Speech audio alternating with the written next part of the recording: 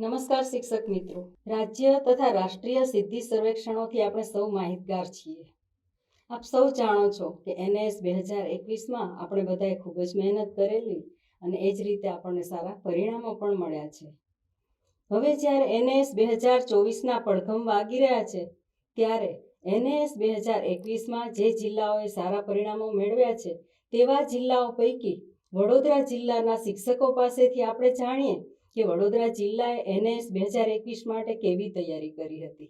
તો સૌપ્રથમ હું શ્રી તસનીમભાઈ શેખને વિનંતી કરું છું કે તેઓ વડોદરા જિલ્લાએ NAS 2021 માટે કેવી તૈયારી કરી હતી તે અંગે વાત કરે। શ્રી તસનીમભાઈ। આભાર મેડમ। નમસ્કાર।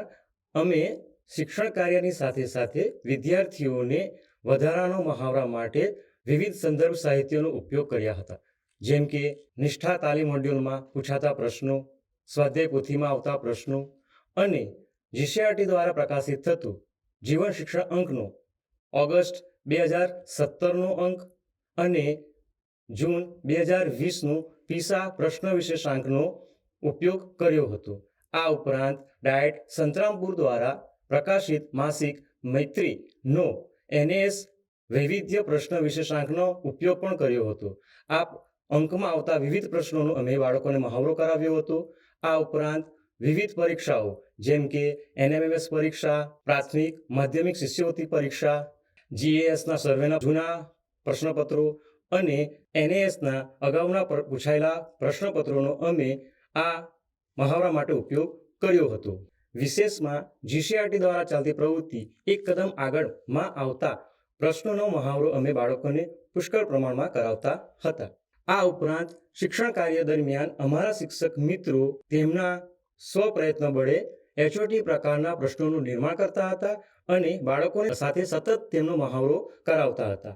આમ NASમાં પૂછાતા પ્રશ્નો જેવા જ પ્રશ્નો અમે બાળકોને સતત મહાવરા માટે આપતા હતા અને આમ અમારા જિલ્લાના બધા જ શિક્ષકોના પ્રયત્નો અને પુષ્કળ મહેનતના અંતે અમે સારું પરિણામ મેળવી શક્યા।